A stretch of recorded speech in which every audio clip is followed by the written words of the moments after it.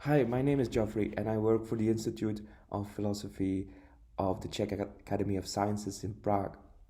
The title of my video conference is Recurs Politics in a Pandemic Crisis.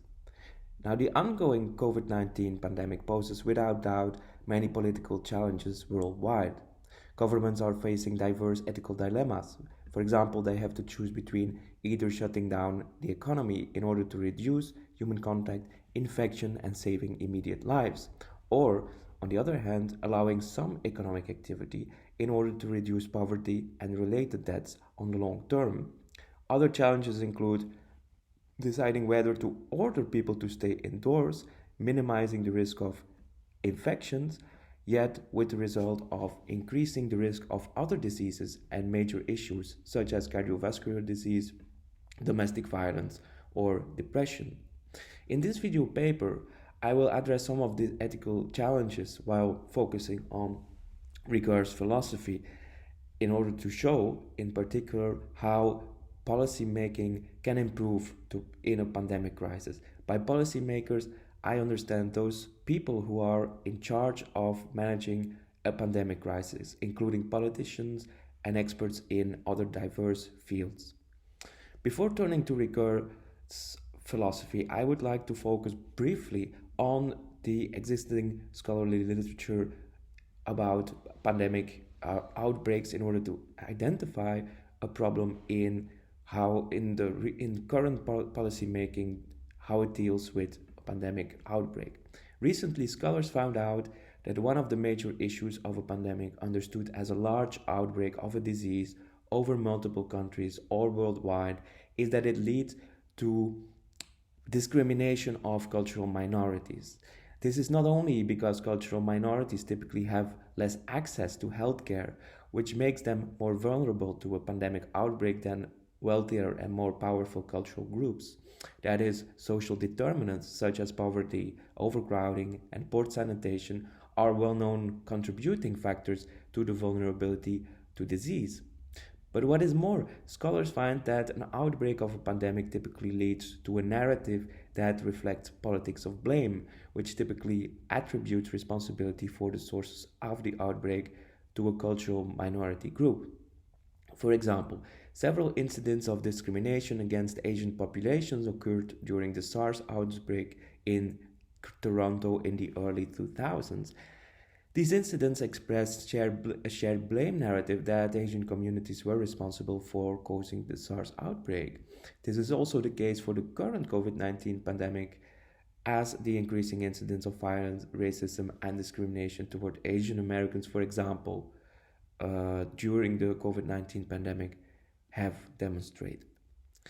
Narrative should be understood in this sense, in the recurrent sense, as a narrative identity of a social group. The idea is that this group expresses in different stories, in this case, as expressed by the socially dominant majority, through the exercise of power narratives with violent consequences.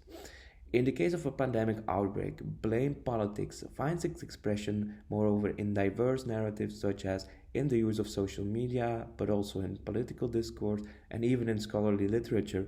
For instance, scholars point out that the consumption of bushmeat within certain African communities was a contributing factor in the spread of Ebola. However, while pointing at contributing factors of the spread of a pandemic, the dominant narrative ignores the alternative narratives of the vulnerable groups, their side of the story, that is, their needs, and the fact that unbalanced power relations have led to poorer health conditions among social minorities in the first place. The problem is thus not the identification of contributing factors of a disease, not even its containment, but the fact that most of the influence is on the so called outbreak narrative, which offers only a limited perspective and overlooks potential long term solutions that may prevent future pandemic outbreaks. Scholars thus point out that the role of blame politics in a pandemic outbreak ignores the fact that how countries deal with a global pandemic is greatly influenced by a power mechanism by which social dominant groups dictate how we deal with the pandemic and ignore cultural minorities. Now, however, while there are plenty of examples of this power mechanism in action, as the example given above show, how exactly the mechanism works is still insufficiently examined in the existing literature.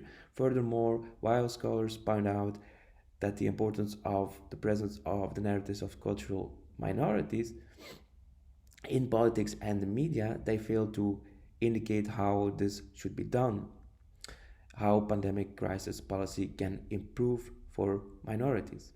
I will now turn to Ricoeur's idea of politics to show how this concept of politics can improve this kind of policy making. Ricoeur defines politics in the final chapter of From Text to Action as a function of a state, in the sense of an organized historical community that is capable of making decisions.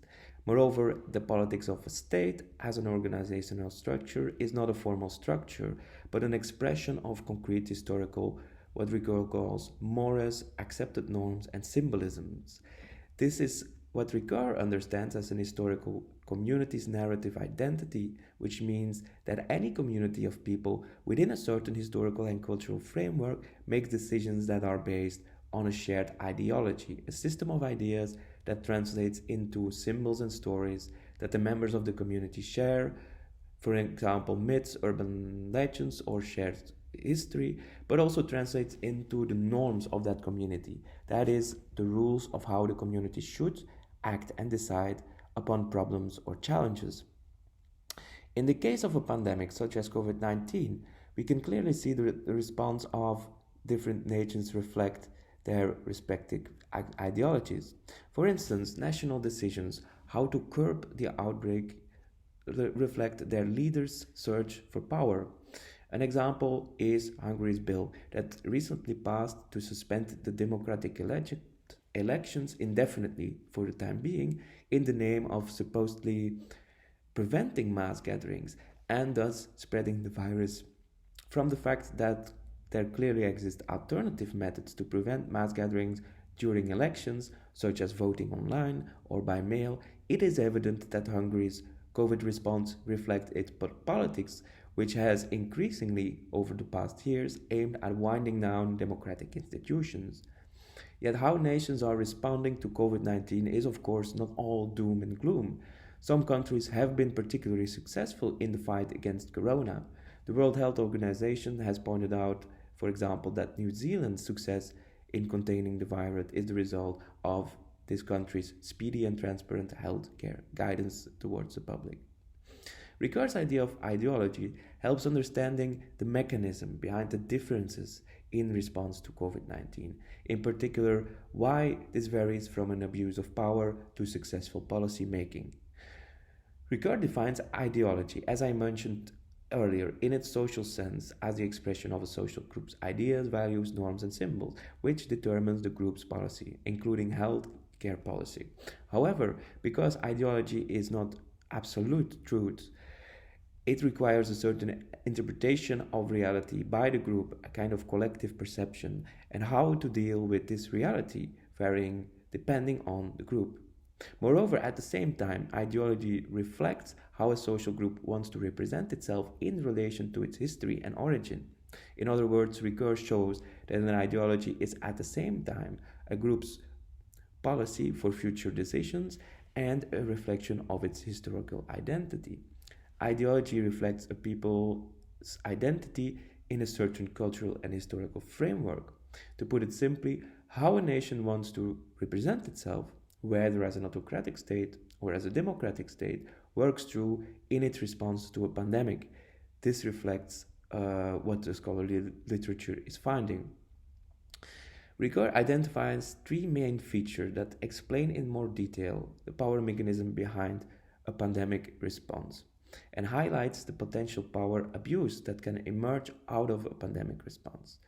Such response, this is the first feature, is that a response towards influenced by an ideology is more efficient when it is simplified.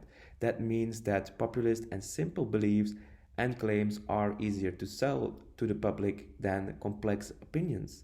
They just stick more easily in our collective minds, and a story that sticks easier might actually mobilize people more quickly and make them aware of the need to be cautious. Slogans like stay at home, wear a mask are effective. Yet policy to fight against the coronavirus is not always designed to serve the best public interest, but potentially to strengthen the power over a people. This is clear from the example of Hungary mentioned earlier. The danger here in this example is that the suspension of mass gatherings, which proved to be needed, was connected by Hungary to the suspension of a vital part of democracy, which was not needed. A second feature of ideology that Ricoeur identified is that ideology influences how we think and what we believe, also on a subconscious level, not only on a conscious level. The reason is that the whole of different beliefs, norms, and values circulating between social groups is impossible to consciously reflect upon all at once or to control all at once. Ideology easily starts to lead its own life. How good a policy to fight COVID 19 or a pandemic might be, there is always a risk that it consciously has negative effects on a population's beliefs or values. For example, it might create fear, as we have been seeing for COVID 19, or conversely, a belief that it is all a hoax invented by the government. Third feature that Ricoeur identifies, third feature of ideology, is that ideologies are hostile toward what is new and innovative, because this is not in favor of the social group being able to identify itself and its history. There is thus also a risk that policies against COVID 19 or other pandemics might prevent thinking out of the box or allowing for innovative measures. That is to say, there is always room for improvement of policies, and decisions are made that could have been better and should have been revised. One example is the communication and coordination of the European Union in future healthcare crisis, which was almost non-existent at the start of the COVID-19 outbreak. In sum, the danger of an ideology, and consequently a policy, which is an expression of an ideology, is that its goal is not necessarily best public interest, but power. The three main features of ideology, which Ricoeur identifies, help explaining why the blame narrative is so dominant in responses to a pandemic. Identifying the cause of a disease, first of all, the blame narrative does not threaten a nation's existing ideology, especially not when the causes are attributed to cultural minorities and thus not to the ruling ideology. Secondly, the blame narrative is a relatively simple narrative that sticks well, in particular when compared to various more complex stories of cultural minorities. That is, the blame narrative is a story of identifying a cause and organizing to contain the pandemic. It can easily ignore long and detailed histories of cultural minorities, for example, as related to colonization, stories that have in fact contributed to the pandemic outbreak and can offer future solutions to it. Finally, sticking to a global containment plan, for example, closing borders, ordering home isolation, implementing social distancing, and so on, it is not new and innovative. It is a strategy that has existed for several centuries, going all the way back to the plague outbreak in the Middle Ages. I'm of course not arguing that containment measures are unnecessary. However, additional important and truly innovative measures to prevent pandemic outbreaks are lacking and would improve the life quality of social minorities, which starts with hearing their stories. Hence, scholars emphasize that it is critical that narratives of those most vulnerable to an epidemic, specifically poor communities, are represented in the mainstream media as well as in peer-reviewed published literature. Now, how can politics improve to better accommodate the stories of cultural minorities? I will now aim to demonstrate that Ricoeur's idea of politics as intertwined with ethics and economics offers an answer to that question. Ricoeur opposes politics to economic social rationality. Economics is what he understands as an abstraction of reality, an abstract system that organizes our protection against nature, production, distribution, and consumption. Of course, economics is at the same time part of politics insofar that a society needs an economy that works in practice within a political framework. Yet economics are in essence abstract, which is why it exists on a global scale, in contrast to politics, which, as I showed above, is a practical expression of a nation's ideas, values, norms, and symbols, and much less present, which is much less present on a global scale. A community of people thus needs more than a society, which Ricoeur calls a society, which is a rational economic organization. It also needs to be ethical, according to Ricoeur, which means that it is not only rational, but what he calls also reasonable, that it takes care of the well-being of its citizens. A society is ethical by creating safe and free environments for its citizens. That is to say, it offers a legal framework that can guarantee the protection of the well-being of its citizens as well as the equal distribution of power so that all members have a vote. This is a democracy. Now, it is this mixture, so to speak, between economics and ethics which Ricoeur describes as a model for democracy that offers an answer to the question how to give a voice to cultural minorities during a pandemic. And to a certain extent, there are examples of how communities find a balance between economics and ethics in their responses to COVID-19. There are scholarly as well as mainstream articles that point out how cultural minorities, for example, such as people of color in the US, are significantly more vulnerable during COVID-19. For example, that they have less access to needed healthcare. Governments are aiming to find balance in protecting vulnerable groups, such as the elderly, from the direct threat to become ill on the one hand and safeguarding the economy on the other hand, which helps to limit longer-term poverty and will improve technological development, such as the development of a vaccine. However, the main motive of this balance is economical, and there are many ways in which policies can improve in its response to COVID-19. We have seen many shortcomings of the initial COVID-19 lockdown, such as a dramatic increase of psychological issues, a lack of coordinated healthcare between nations or within nations, elderly passing away in complete isolation in hospice care, and those are just a few examples. And Ricoeur's concept of politics as a balance between economics and politics can function as a guide to finding better ways for policy in response to a pandemic. For example, an ethical economics that focuses on not only economic growth but also on care and not only on its own logical development will be vital in the equal distribution of a vaccine when it will be available.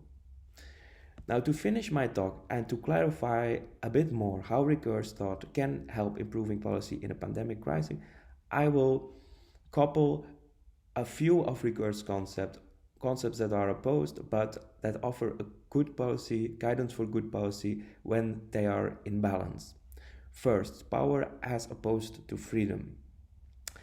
As the case of New Zealand highlights, swift decision and strict guidance is vital in a pandemic crisis. Yet simultaneously giving people freedom enables them to gain confidence in leadership, and in a similar sense as responsibility results from autonomy. For example, contact tracing and policing can help curbing a pandemic outbreak, but denying people's freedom to move around and violate their privacy will cause numerous health problems, such as interpersonal tensions, depressions, social isolations, or even suicide. Second couple of concepts, authority as opposed to protest. Any kind of crisis management, including management of a pandemic crisis, will need leadership and guidance, and therefore also authority in the sense of the institutions that take decisions and orders. Yet authority should not go at the cost of a people's fundamental right to critique and protest against ruling ideologies. For example, the need for social distancing does not imply that protests such as environmental protest and the Black Lives Matter movement are less significant. Good policy will need to find a balance that will accommodate these kinds of protests within the needs of for social distancing. Thirdly, and finally, norms as opposed to imagination. Powerful leadership and authority simply imply the implementation of norms in the sense of rules to act in public spaces. However, in order to prevent proven methods of becoming pathological, imagination, both in the social and in the poetic sense, is significant is a significant tool for policy. For example, interdisciplinary um, interdisciplinarity can help thinking out of the box in crisis management groups that assess the evolution of a virus or a pandemic on a daily basis. Or art can tell stories of social minorities as an alternative to dominant narratives, an alternative to the mainstream media that only focus on assumptions and numbers without interpretation. So that's it. That was my video on recur and pandemic. I hope you enjoyed it, and I would be happy to discuss any questions, comments about this in our Zoom meeting.